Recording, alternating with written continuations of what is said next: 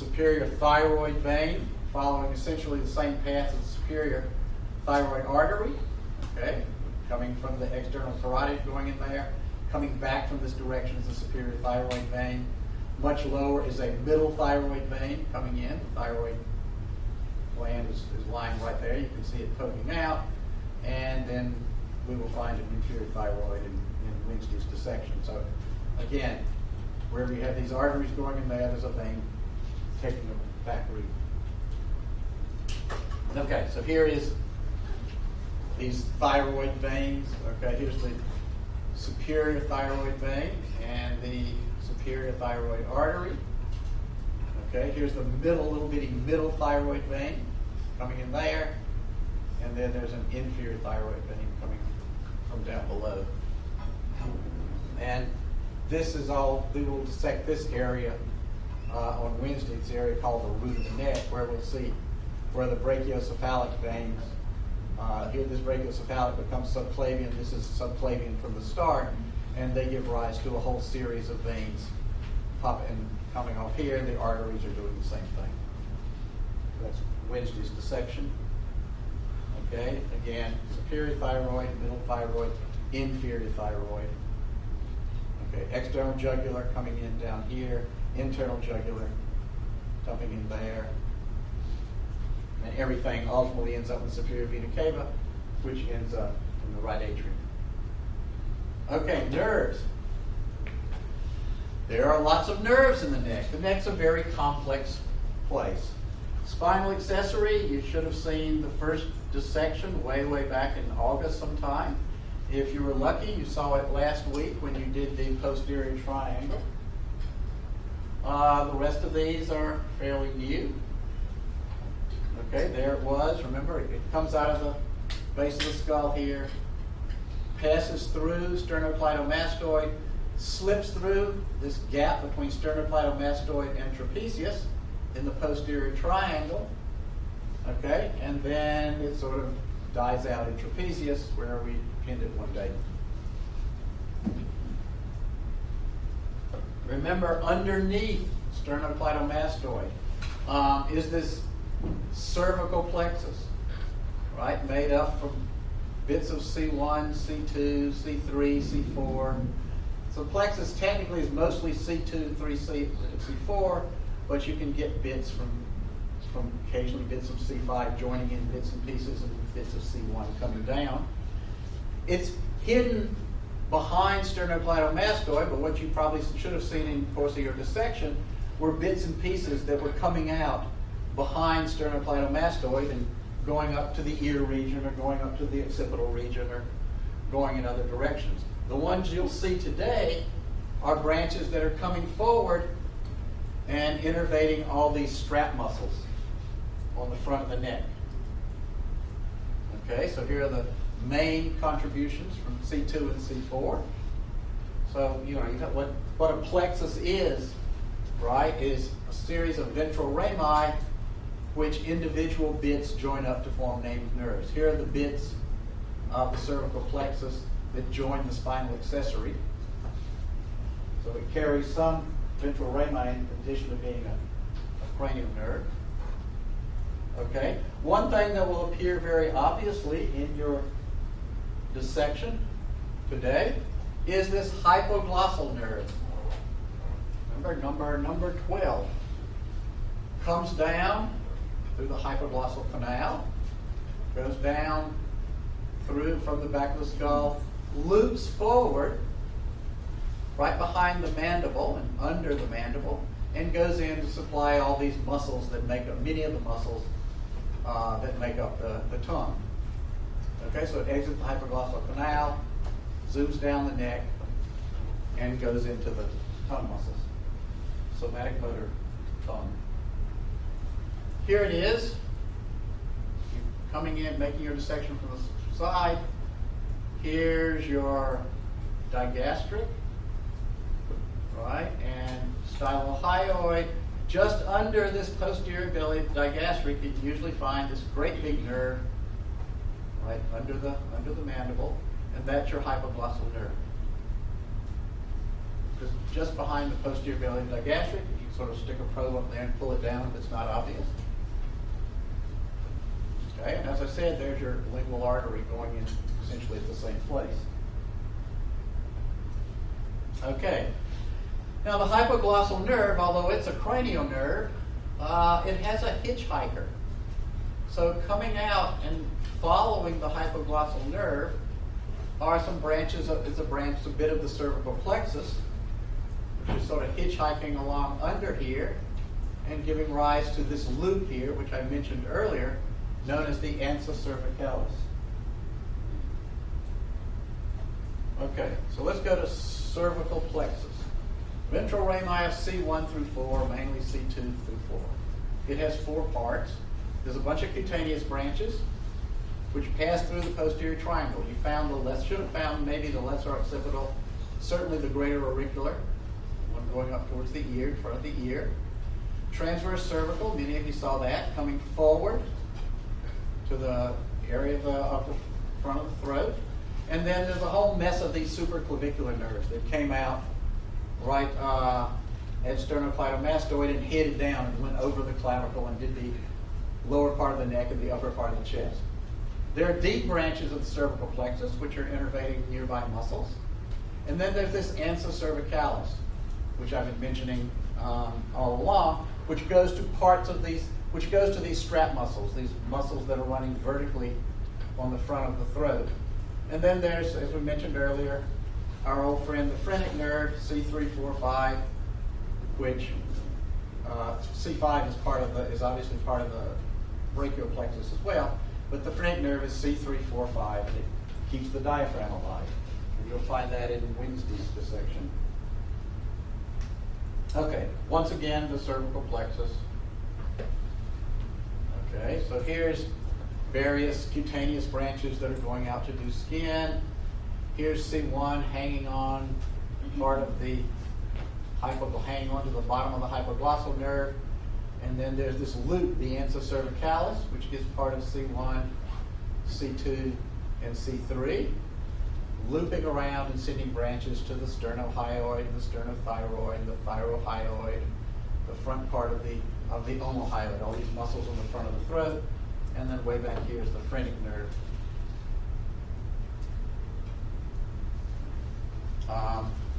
The ansa cervicalis has its parts defined.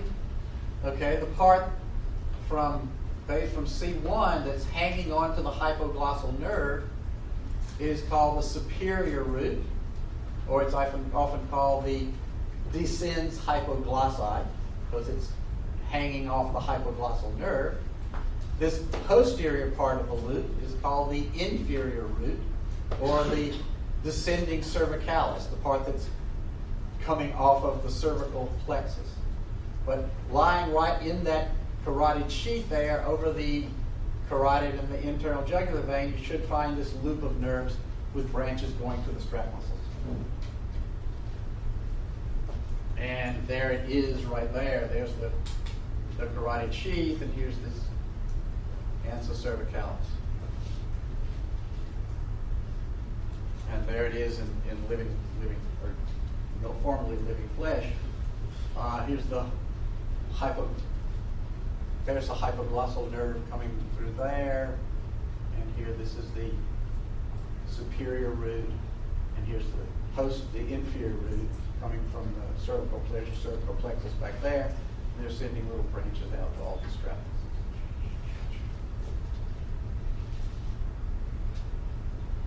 And once again, that's the cervicalis, in case you didn't get the first 8 times. Okay. So there's the cervicalis. One little bitty branch popping off up here is the nerve to thyrohyoid, because that's much higher than the other parts of the strap muscles. Okay. So nerve to thyrohyoid actually doesn't come from the ansa, it comes from the part of C1 that held a little bit further, and this geniohyoid muscle, which is under the bottom, under the inside of the tongue, also gets a branch of C1, but not just part of the ansa. So here's the ansa part that goes to sternohyoid, sternothyroid, and the omohyoid, lower parts. Whoops, doing. I give up. Okay, Vegas. Vegas we've seen a long time. Obviously, the Vegas was doing all sorts of stuff in the thorax and lots of organs in the abdomen. We're dealing with the upper part now. So there are some branches of the vagus that are innervating the meninges that are surrounding the brain. There are some parts that are innervating the pharynx, the throat, basically, back of the throat. Obviously, you know of branches coming from the cervical region that are going into the heart. We spent a lot of time talking about that. And then there are branches of the vagus that are going into parts of the larynx, which we'll talk about in much more detail later in the course. This is just a list of things that the vagus does, some of which you've already seen. You've seen the recurrent laryngeal nerve, for example, that went down and then looped back up and went into the throat. We'll see it again later when we dissect the larynx. There's all these thoracic and abdominal branches you're familiar with. Internal branches of the superior laryngeal, we'll talk about that when we get to the throat. Pharyngeal branch, we'll talk about that when we get to the pharynx. A little bit going to the skin behind the ear and the external auditory meatus. You probably won't see it, but know it's there. Okay, what you will see today, however, is when you're dissecting the carotid sheath here, you will have your common carotid and your external and internal carotid, depending upon how high you are. You will have your internal jugular vein, and lying also in that sheet is a great big nerve, which is the vagus nerve. So here's this carotid sheath once again, showing the internal jugular vein, common carotid, and the vagus nerve all bound up in this fascial sheath. And just more of the same. Okay, here's the vagus nerve again coming down. It gives some branches that go off to different parts of the laryngeal apparatus. And here's some branches that are going to the back of the pharynx, all of which we will see in later sections. But just know the vagus nerve is a very busy nerve. It's not just doing thorax and abdomen. It's doing a lot of stuff in the throat and head. Okay, now it turns out that we now you people asked about seeing the pre-dissections that the medical students had. So I've managed to get the one for the anterior triangle, which is a real hoot. It's even more dynamic than the original ones. Let's see if I can get it to play. Okay, let's get the volume right. Doing a lab today, Dr. Poole. What are we doing in lab today, Dr. Poole? What are we doing in lab today, Dr. Poole? Well, Dr. Gold, today we're doing the anterior triangle of the neck. Well, Dr. Gold, today we're doing the anterior triangle of the neck. Today, Dr. Gold, we're doing the anterior triangle of the neck. Great. See you in lab. Yeah. Great. See you in lab. Great. See you in lab.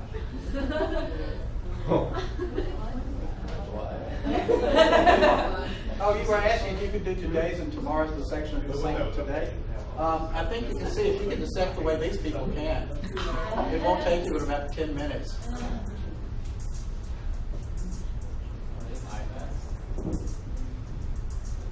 This is it's a time lapse. They shoot one every 30 seconds, so it doesn't do any good to slow it down. It's just to show you roughly where you're working. That's the front of the neck. This one's a little more extended than most of them. They set the camera to shoot every 30 or 40 seconds. You know, They have a GoPro hanging from the ceiling.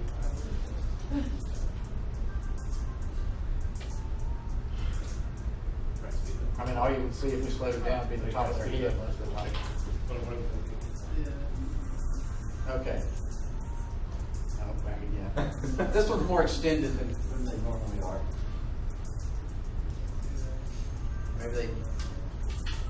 But it'll eventually show you the highlights, trust me. I've loaded, this is on CBase for today.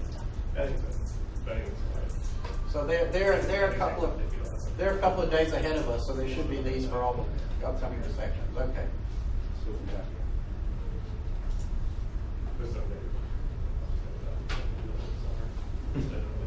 here. Today in lab, we're going to be starting on the neck. And you'll get to do some skinning again.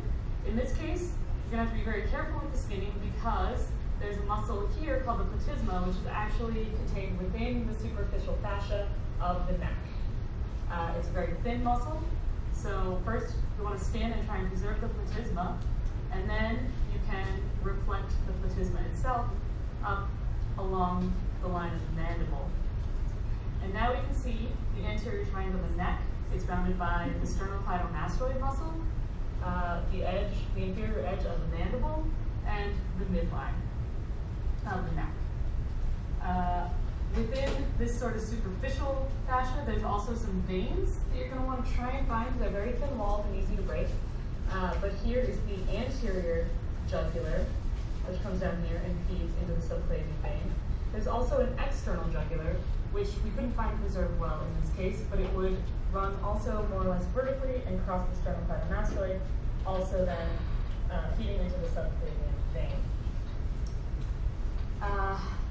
Next, you'll want to move on to what's called the muscular triangle. There are many triangles within the neck. So this muscular triangle is here, containing what are called these strap muscles that run between the sternum and the larynx. So here's your sternohyoid. Deep to that, you can reflect that. You'll see the sternothyroid. And here is part of the omohyoid running deep to the sternocleidomastoid. And of course on the other side, same thing. Sternohyoid, omohyoid. Next we'll move on to the submandibular triangle, and that's this region here underneath the mandible. This is the submandibular gland. It's one of the salivary glands. And I'm just going to remove that to clear the field. Up here you can see the facial artery and the facial vein running around. Note that the facial artery runs deep to the submandibular gland, while the artery runs along the exterior surface of it. Then deep to that, you can also see